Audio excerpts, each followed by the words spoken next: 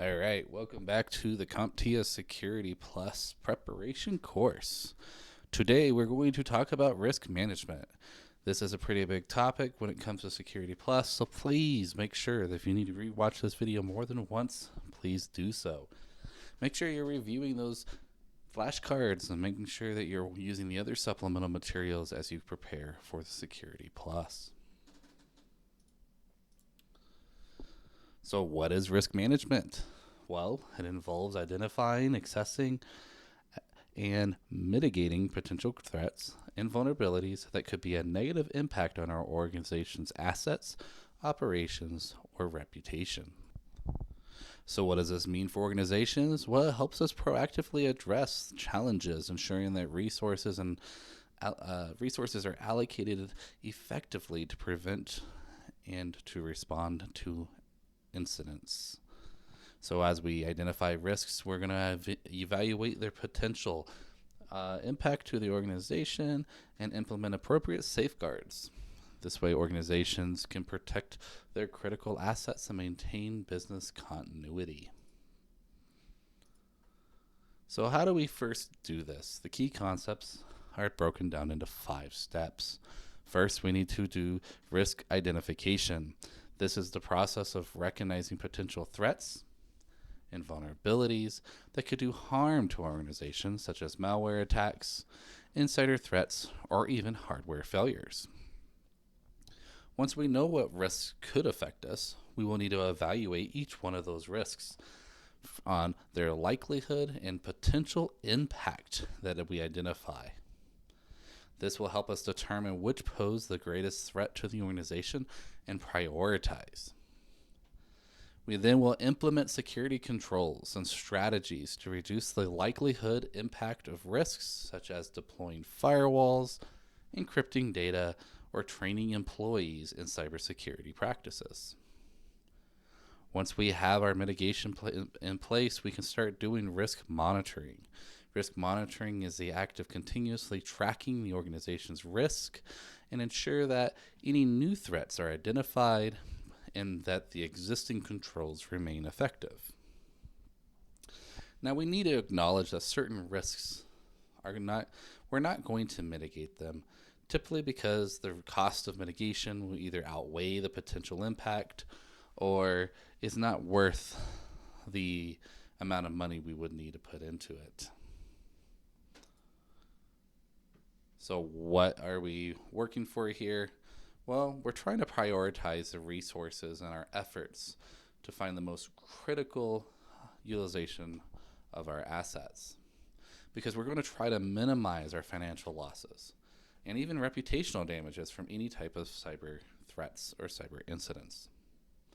We need to ensure compliance with legal and regulatory bodies, especially if we work for an organization that is required to follow certain bodies. Think of hospitals and HIPAA and banks and PCI. We then need to maintain our business continuity. And what this means is when we're talking about our CII triad, we have availability. Well, during a cybersecurity event, if we are taken down, how do we return to normal operations as fast as possible? So we need to do a risk assessment, but how often do we need to do it? Well, the organization will conduct these evaluation on any potential security risks. Depending on how critical it is to our environment, depends on how often we complete this. Now, it does depend on a lot of different aspects. And some of those aspects that we need to look at is industry regulation and compliance requirements. Some industries like HIPAA or finance with PCI have strict regulatory standards and dictate how often we need to complete these risk assessments. Regular assessments may be required annually or even more frequently depending on the data that we are using. Next, we look at our size and complexity of our organization. Because the larger our organization, the more complex our IT infrastructure, we may need to perform risk assessments more frequently. A greater number of devices, users, or even networks increases the potential attack surface, which means we will have more vulnerabilities, and we need to help identify and manage them more often. We need to check that any major changes to the organization within the infrastructure, whether or not that's deploying new systems or mitigating or migrating to the cloud itself, that if we're going to introduce any new applications, these can trigger risk assessments. We may need to look into our incident history. Our incident history is all about recent security incidents and breaches, and it should help us ensure, do we need to increase the frequency of our risk assessments or help identify root causes? For instance, in the industry, if we start noticing that academic institutions or hospitals are getting a larger number of ransomware, we may want to focus on that specific ransomware. We also need to make sure that we're looking at emerging threats. This means new types of attacks, whether or not it's more ransomware or additional phishing attempts. We need to understand what kind of threats can occur in our environment and conduct the proper risk assessment to ensure that we're adequately prepared to defend against these new threats.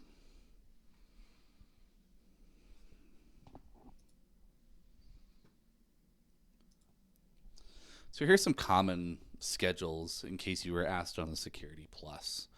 An annual risk assessment might be for HIPAA or even PCI. However, annual assessments may not be sufficient depending on the size of your organization. You may need to do quarterly risk assessments. Think of the largest banks out there. They will probably do quarterly risk assessments to ensure that their risk assessment is properly and adequate. This is a little more proactive, and it helps them address new threats and vulnerabilities as they arise. And then some go as far as continuous monitoring. Continuous monitoring are for critical infrastructure or high volume assets. And this is a real-time strategy trying to use automated tools to scan for vulnerabilities or detect potential threats. Other things that could also be triggered would be after a security incident.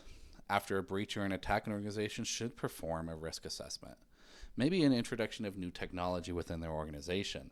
Maybe it's new software, hardware, even cloud services. A risk assessment will ensure that the organization understands any new vulnerabilities. Or lastly, it could be organization changes like mergers or acquisitions, or changes within the business processes that should prompt a risk assessment from being completed. So let's talk about risk identification. Risk identification is the first and most critical step in the risk management process. It helps us recognize and document potential threats, vulnerabilities, and other factors that can negatively impact our organizational operations. Remember, we're trying to protect assets, data, or even our reputation.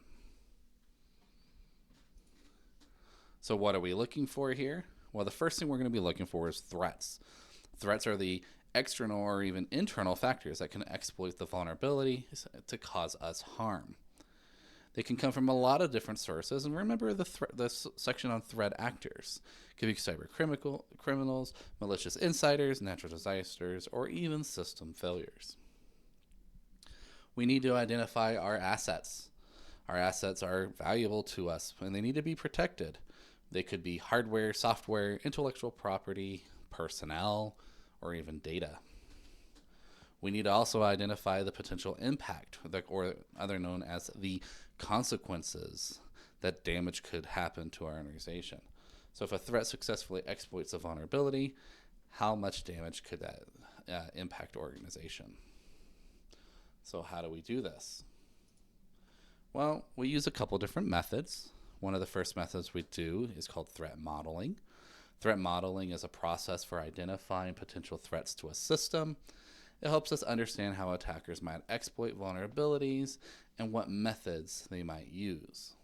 By mapping out these threats, we can anticipate potential attack vectors and prioritize our defenses. Next, we may use a vulnerability assessment to ensure that we're actively scanning our systems, our networks, or applications to identify any security weaknesses. This could be automated or used through our threat hunting techniques. We may be looking for things like outdated software, unpatched systems, or even misconfigurations. Penetration testing, otherwise known as ethical hacking, is a way that we can simulate an attack on our system to help identify new vulnerabilities and how they can be exploited. Pen testers would attempt to exploit the vulnerabilities to assess the effectiveness of our security measures and identify areas that we may need to improve. We could do security audits. A security audit is the evaluation of our policies, controls, and procedures, which we've been talking about during this section, and make sure that we're in compliance with regulatory requirements. We may want to look at our asset inventory to identify all hardware and software and data that needs to be protected. Think about like data classification. We need to understand if an asset does exist, where is it located, who has access to that, and what can the organization do to better fix some of the risks associated with that asset. We may look at incident response and incident reports. By looking at past incidents or breaches, we can help identify additional risks or vulnerabilities and ensuring that we do not fall prey to the same or similar incident. And then finally, we can bring in expert consultation. Consulting with external cybersecurity experts or internal teams can help us bring valuable insights and show some emerging threats and vulnerabilities. Experts can help us identify the risks, but that we may not have considered on an internal only assessment. So the risk register. This is what we're going to use. The risk register is a critical point that we basically centralize and document all risks identified during the risk assessment process. Now that we finished this, we now know what risks we might be vulnerable to, and then we can go further into it. The risk register itself is going to show the risk ID, a description, the category, the likelihood on how the risk could occur, normally rated in 1 through 5, the impact, also rated through 1 through 5, 5 being the largest impact, the risk score, which is done by likelihood times impact. For example, a risk score of 15 would have like a likelihood of 3 and an impact of 5. The risk owner, the person or team responsible for maintaining the risk and ensuring that mitigation strategies are implemented. Mitigation plans and controls, either plans on how we're going to reduce the likelihood or the impact of the risk. Risk status, whether such as like open, mitigated, under review, or closed. And when should we review this risk again? So here's an example of the risk register. You can have a risk ID, you can have a risk description, category, the likelihood, the impact, the risk score, risk owner, mitigation plan, the status, and the next review plan.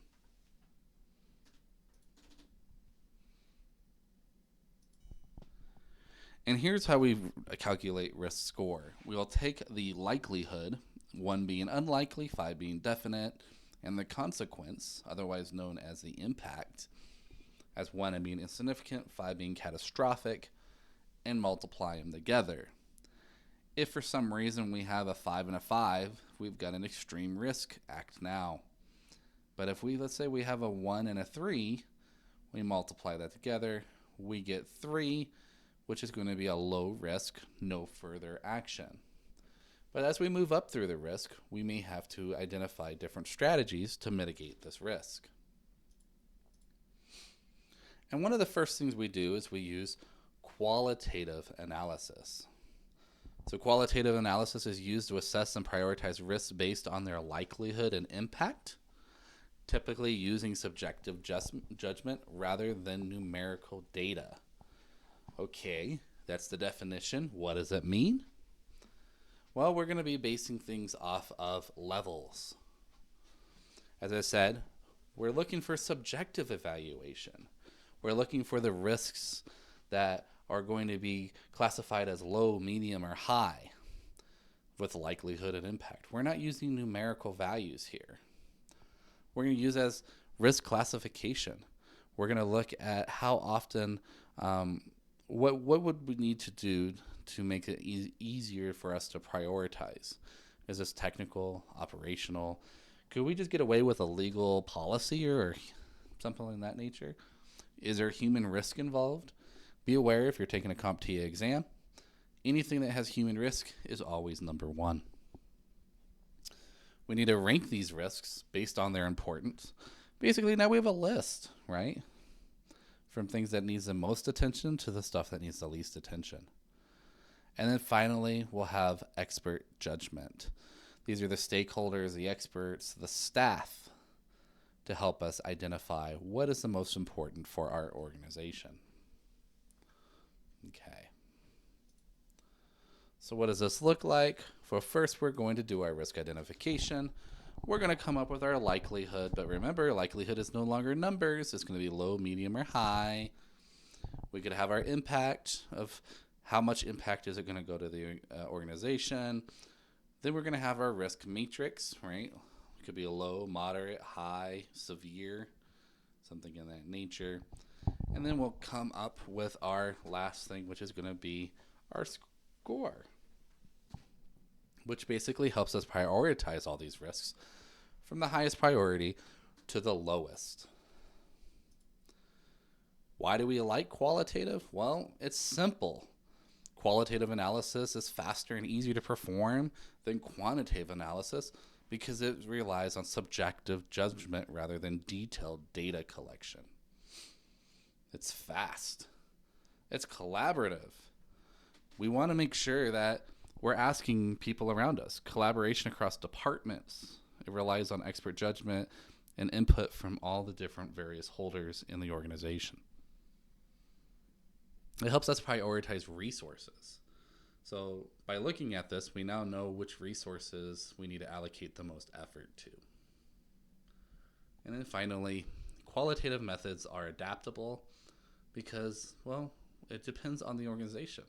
Certain organizations may have a high risk appetite, which means we need to protect things more, while other organizations may not have that high risk appetite and may not need to protect their assets as much. That brings us to the next stage. We've got quantitative analysis. Now, this is talking about numerical values. So we can look at monetary loss, probabilities, and statistical data.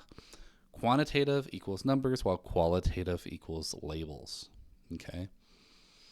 So we need to know some data. We need to know some numbers. First thing we need to know is asset value. How much is the asset worth to us? Often expressed in monetary value. So if it's $1 million, it's $1 million. We need to know the exposure factor. This is the percentage of the asset's value that would be at risk if we lost it. Exposure factor represents the extent of damage that a threat could do. Not always written as 100%, maybe it's only 50%. We need to know what single loss expectancy is. How much money would we lose for a single occurrence of the threat? We need to look at ARO, annual rate of occurrence. How often does this happen per year? We need to look at annual loss expectancy. So in a given year, how do we determine how much money would be lost annually? Risk mitigation costs. How much money do we spend to protect it? And residual costs. Even after protections, sometimes there's still a loss if it does occur. What would that look like?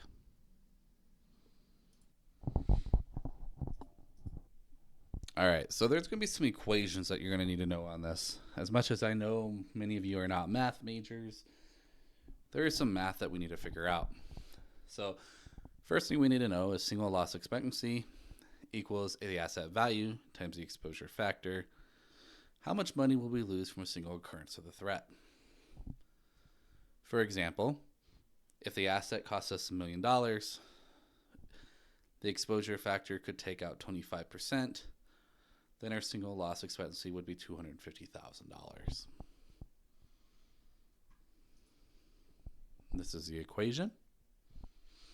Remember it. It's tested upon quite often on SecurityPlus. We also need to know about annual loss expectancy. So if we have $250,000, but the annual rate of occurrence is once every 10 years, how often would it happen every year? Well, if it happens one time, it's $250,000. Once every 10 years, we divide it by 10. We're left with $25,000 a year. That is what we would expect to lose every year with a certain type of risk. So here's an example. I've got a customer database. It's worth $1 million.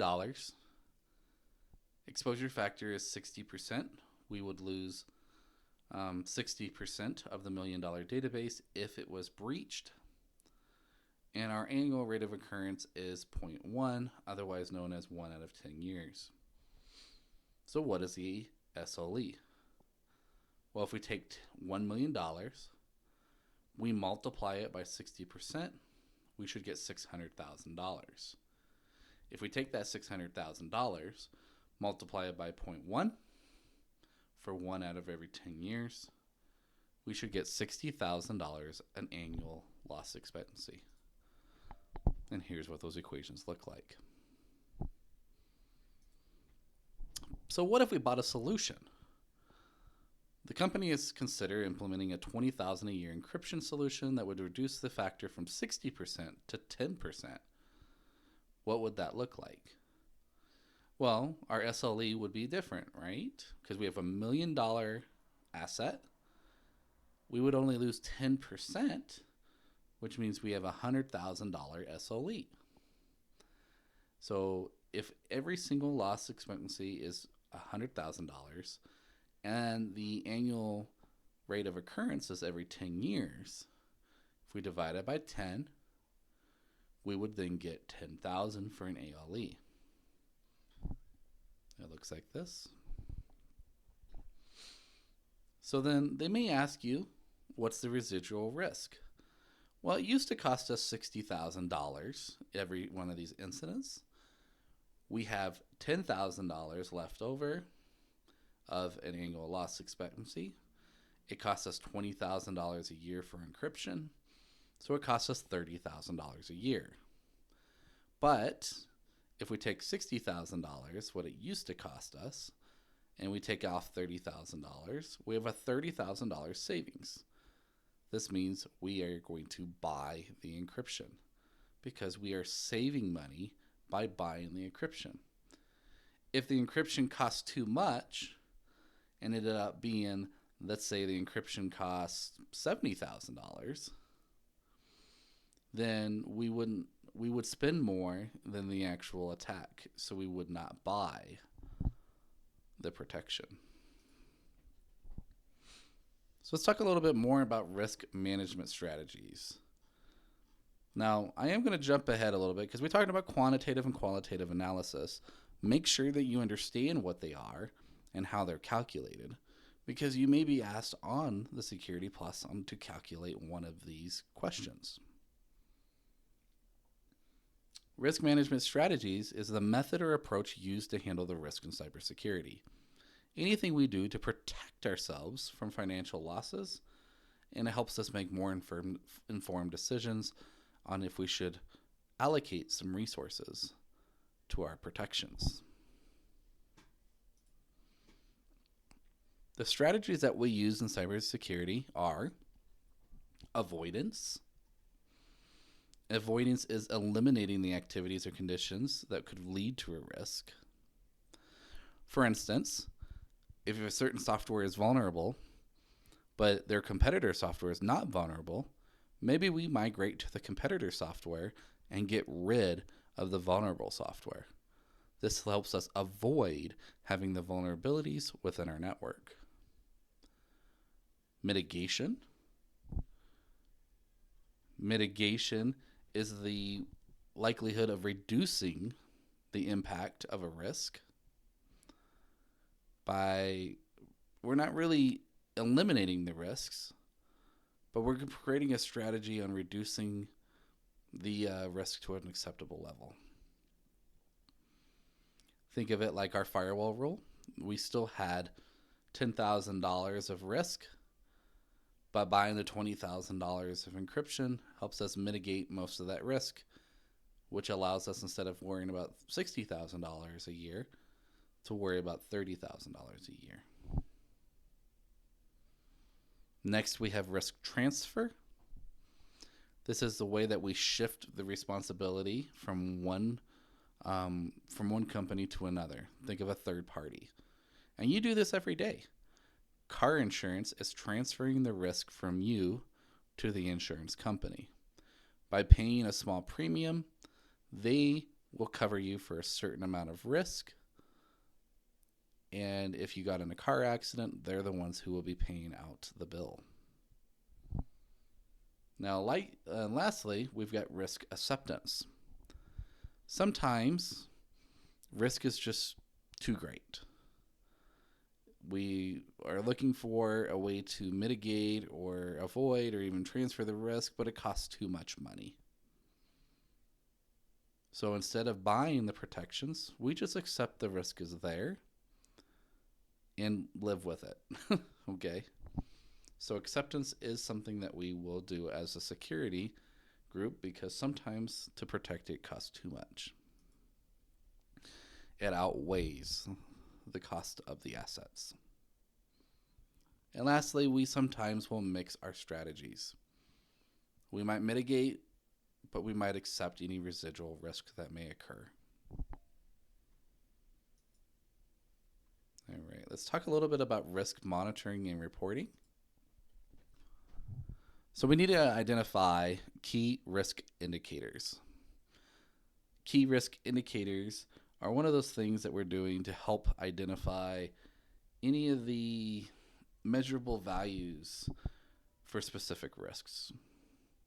Maybe we can get some early warning signs, or even find that we have ineffective mitigation strategies. For instance, the number of failed login attempts can be a key RI for unauthorized access risks. We'll look at the data.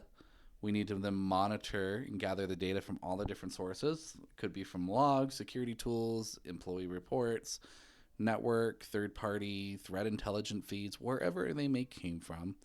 We want to bring that into a single pane of glass. We can then analyze the trends, and this could be over time or looking for patterns to try to help predict when a risk may come critical. And then we can then respond to changes. When the risk is increased or the controls become ineffective, we can take action and deploy either additional security measures, update our policies, or address newly identified vulnerabilities. Lastly, we need to make sure that with our continuous risk monitoring, we are updating our risk register. They could be new risks, risk statuses, or even mitigation strategies that may be updated. And then we need to make sure that all stakeholders are up to date with the current risks. Okay. Now, there are different tools that we're going to use to do this, and one of them is going to be the Security Information Event Management System. A SIEM collects and analyzes log data from multiple sources and brings it to a single pane of glass, so that way we can see it. We can use threat intelligent platforms, and threat intelligent platforms are online research platforms that will help us determine, hey, what are the current incidents out there? Are there any new threats, or providing any insights to anything that's new? We can actively scan our network using a vulnerability scanner like Nessus or Qualys. These can help us identify new known vulnerabilities and generate reports to ensure that we take care of them on a timely fashion. And then lastly, we can have the incident response platform like Palo Alto Cortex to help organizations manage and report on security incidents. This incident tracking will help our team respond and document incidents in real time. Okay. Now, if you're in the class, this is where we're going to start our Kahoot. Thank you for joining into the Security Plus about risk management. And the next episode that we're going to be talking about will be third-party vendor management.